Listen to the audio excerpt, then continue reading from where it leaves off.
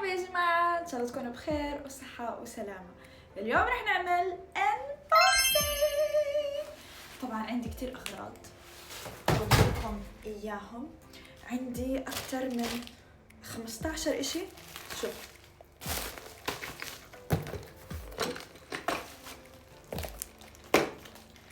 شو كمان انتوا ما متخيلين قديش. شوفوا على الأرض ترى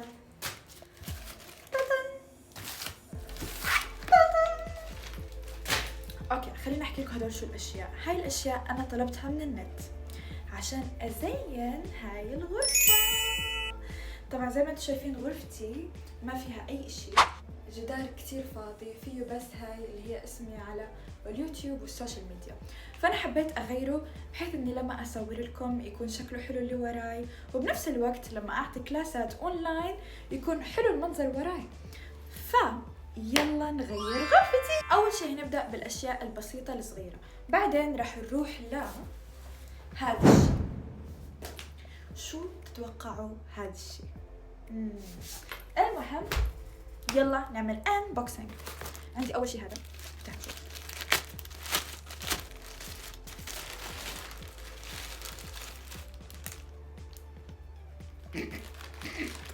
كنت بدي اعمل حماس بس طلع لزق. انا مشتريه لزق. اوكي مش مشكله.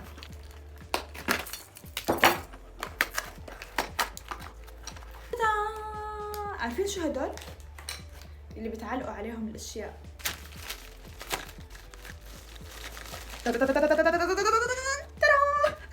اقلام صبوره، مش اشي واو. المهم اوكي، شو هذا؟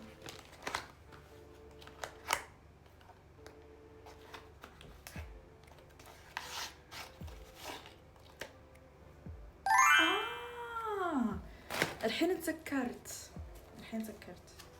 دول يا جماعة. الله حبيت، شوفوا ترى حبيت، حلوين.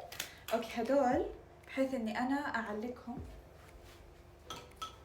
زي هيك، مكتوب عليها بي ان معناها الامان.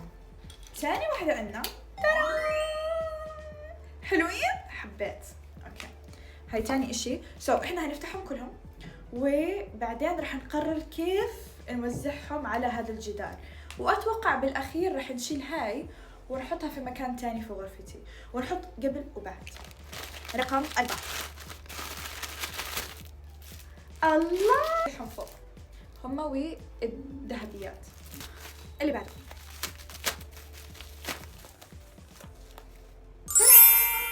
عرفتوا ليش جبت هذول العلاقات؟ عشان اعلق هدول. شوفوا زينه صينيه وحركات، وجبت كتار. شوف كم واحد طاح مني الحين على الارض. المهم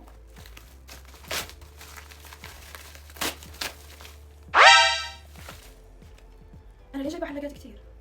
انا الحين اجاني فتره استيعاب. انا كثير بشتري علاقات هون وعلاقات هون. المهم جبنا هدول العلاقات. هدول الفرق بينهم انه هدول عليهم كلمات صينية، هدولاك ما عليهم، بس يعني بالاول والاخير هي ما راح تبين لما اصور. الله يهديني. اوكي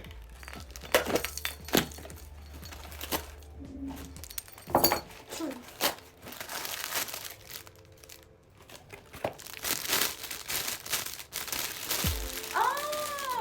حتى هدول لا، معناته اللي مشتريهم انا تبعوني اللي بيعلقوا كفايه، لانه اشتريت من هدول برضو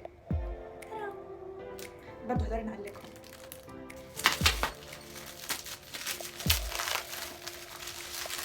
اوف تعبت.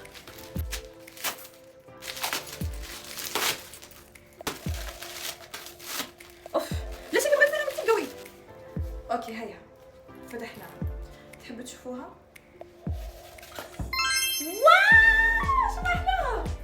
الله حبيت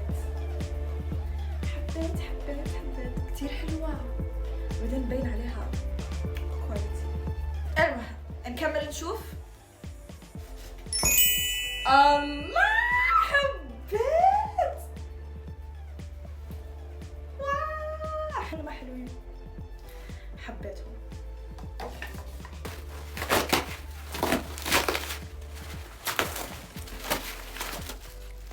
ها شو هذا؟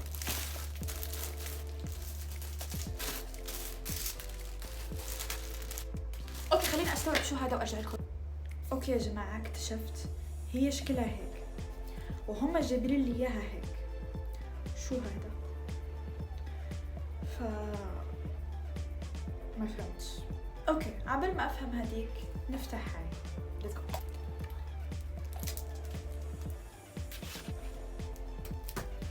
اوكي خلينا نشوف. الله حبيت. شوفوا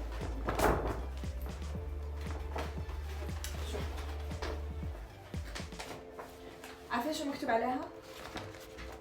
مكتوب عليها تشاينا دريم جونغو، معناها الصين. هادي حلوة.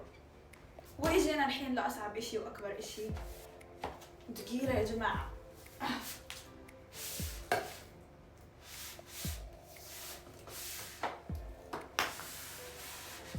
واو ترى. خلينا نشوف ما اقدرها. واو واو واو واو واو. اخذت كل المكان يا جماعة. شو ما اكبرها. واو كبيرة كبيرة واللي بشوفها بيقول اني انا راح ادرس بغرفتي، اللي هو هيجوا عندي طلاب وادرسهم. خليني اورجيكم قديش كبيرة. شوفوا ما اكبرها. شوفوا يا جماعة انا الحين في حيرة الصراحة، لانه السبورة انا ما كنت عارفة انه هي لهالدرجة كبيرة، فهي الحين كتير كبيرة لدرجة انه لو حطيتها هتاخد المكان هذا كامل. طيب شو الحل؟ هاي السبورة على هاي الحيطة، بس أنا مش عارفة كيف بدها تطلع. شوفوا عندي هاي الحيطة مش كتير كبيرة، وعندكم هاي الحيطة هي هادي اللي دائما بتكون خلفية وراي، وهاي الحيطة الثالثة اللي عندها مكتبي، ما بقدر أحط فيه إشي هون لأني ما بصور. هاي ما بتكون وراي، وهون ما في حيطة خلص شبابيك. فأنا الحين قاعدة أفكر إنه ممكن أخذ هاي السبورة وأحطها ميبي هون. هذا هو المكان الوحيد، لأنه لو حطيتها هون معناته كل الديكورات تبعتي راح تروح. بدي أجرب أشوف لو بدي أحطها هون، فرح أشيل المراية.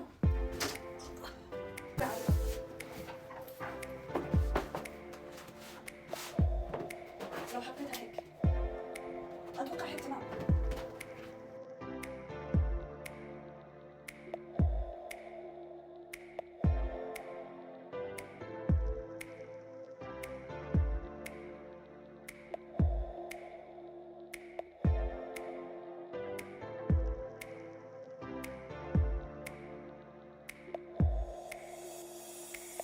اوكي يا جماعة علقنا السبورة. شوفوا ما احلاها.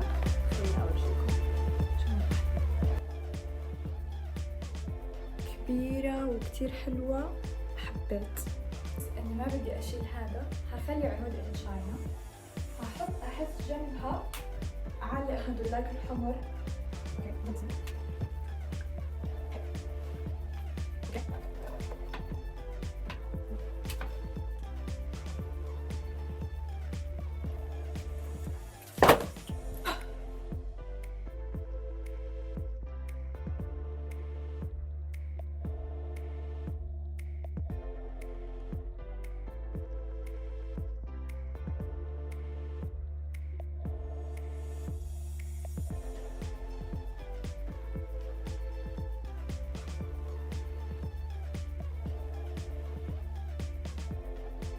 تزيين غرفتي لو تشوفوا كيف صارت، تحسوا البهجة صارت فيها من كتر ما فيها أحمر.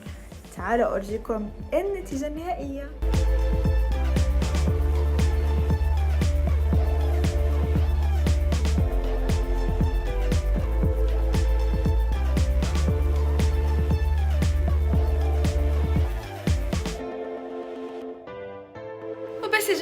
هاي هي النتيجة النهائية. ان شاء الله تكون عجبتكم. انا عن نفسي الصراحة عجبتني، اعطيه 10/10. شوف الحين لما اصور لكم ما احلى المكان وراي بروفيشنال. انا عن نفسي بحس هذا بروفيشنال، مش انه يكون كله ابيض، لاني انا بحكي عن اشي معين، فلازم اللي وراي يكون عن هذا الشيء واللي هو الصين. المهم نشوفكم في فيديوهات تانية، احكوا لي رايكم بالغرفة ونلقاكم في فيديو تاني. زيتين.